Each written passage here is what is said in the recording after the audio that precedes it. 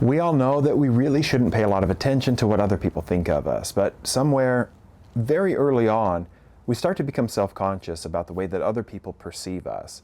And when you work in an area like cosmetic dermatology, as I do, where I do Botox, filler, lasers, I often have patients coming in and asking me what I think they should have done. And that always puts me in a position that I'm not very comfortable with, because everybody is beautiful and they're beautiful in their own unique ways. And so I'm very hesitant to tell a person what I think they should have done. If there's something in particular that is bothersome to a patient, I actually spend a lot of time in cosmetic consultations explaining to them why they probably don't need to be worried about that thing. Most of us are highly critical of ourselves, and we're too worried about ourselves to worry about other people. And so if you have a mole that you're worried about or a wrinkle that bothers you, you're probably a lot more worried about that thing than somebody else.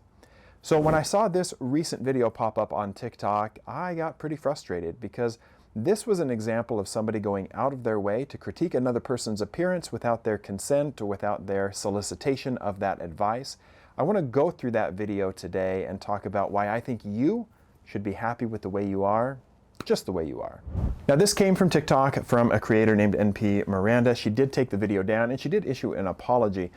And that's the appropriate thing to do, clearly, but overall, I don't know what possessed somebody to do this video in the first place.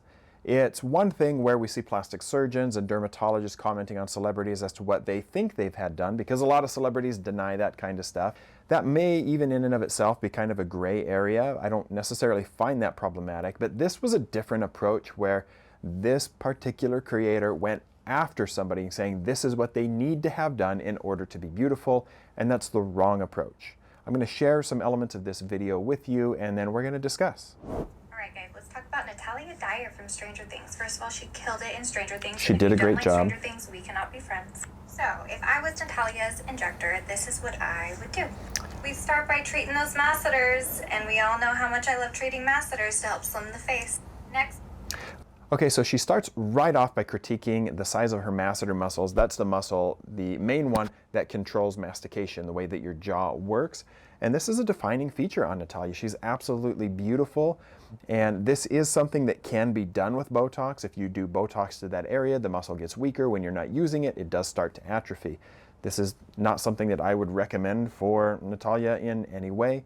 Although it can be done, that doesn't mean that it should be done. It's part of what makes her beautiful. It's one of her defining features. I would actually add a little bit of chin filler just to help fill out her chin and make her whole face more like a heart shape. Next, I would add a little just uncomfortable with this all over. Just a little bit, nothing crazy, just a nice pout. And then she's got a great pout already. A little bit of Botox. I'd give her a nice brow lift to help open up her eyes. So far, I mean, she doesn't have a wrinkle on her at all. She's wanting to change the bony structure of her face by adding filler to the chin, by slimming her masseter muscles. She has great even brows, and this Injector wants to raise them up by using Botox. That's going to be a very temporary type of phenomenon. You can't go too heavy with Botox in something like that, because if you go too heavy, it could drop the brow or it could make it difficult to open your eyelid. That's called ptosis of the eyelid. And to top it off, we'd start working with some Sculptra. She does seem to have more thin skin, and we want to prevent that from getting thinner and create more collagen. So Sculptra is a polylactic acid. This is a type of filler that it is a liquid when you put it in. In and of itself, it doesn't create a lot of volume the way that a hyaluronic acid filler like Juvederm would, or something like Radiesse, which is a calcium hydroxyapatite. Sculptra will help your own body to build more collagen. And that's something that can go wrong if you don't do it really well. Some people are at risk of having nodules from Sculptra treatment. So I would not rush into that. This is not something that she needs. She's still very young. She's got great collagen. To prevent collagen loss, the number one thing you can do is to wear sunscreen on a daily basis. And I would encourage most people to use a vitamin C in the morning and to use a retinol at night. But there's so many Hollywood celebrities that start to overfill their face and do all of these different procedures, and they over time become almost unrecognizable, and I wouldn't recommend anything like that for Natalia. All right, let's see what the final product would give us. Ta-da! All right, that's not an improvement. My Photoshop skills. As we can tell, her jaw is slimmer, her chin is more pointy, and her eyebrows are more lifted, and gotta love that pout. So to me, this is not an improvement at all. This is not making Natalia more beautiful.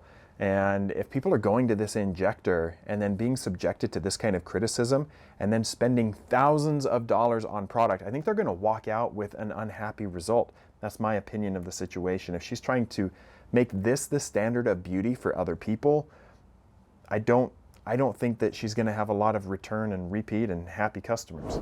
Comment below with your thoughts. Do we love it? Do we hate it? We hate it. Now, this is not an improvement, and overall this speaks to a whole idea where we have some who are injectors. They may or may not be qualified to do that. I think that if you're seeking out injections, you should be going to a board-certified dermatologist or a board-certified plastic surgeon. And in many cases, we have people that are out there who are really just using aesthetics to make money. And that's not the way that I look at it at all in my practice. I dissuade a lot of people from pursuing cosmetic treatments. So many people out there are creating a problem for a patient and then selling them the solution, when I think we should spend more time trying to validate the current appearance of a patient and tell them that they're fine just the way that they are, and that in some circumstances, if they'd like to pursue some cosmetic changes, they certainly can do that, but they should always know that it's elective, that it's not something they have to do, and we shouldn't prey on the insecurities of another person in order to get them to buy product and to change their appearance so that they make somebody else happy. Criticizing someone's appearance like this, especially unsolicited, is completely inappropriate. I would love to hear what you guys think, and if you've gone in for cosmetic consultations, I hope you've had a good experience. You can tell me about that down in the comments below. But overall, I want to build a community where we can seek to build other people up, to help them to feel better about themselves, to be beautiful on the inside and the outside. Ultimately, that's what it's all about, being beautiful and healthy inside and out, and that's the kind of support that I think we should give each other on this channel.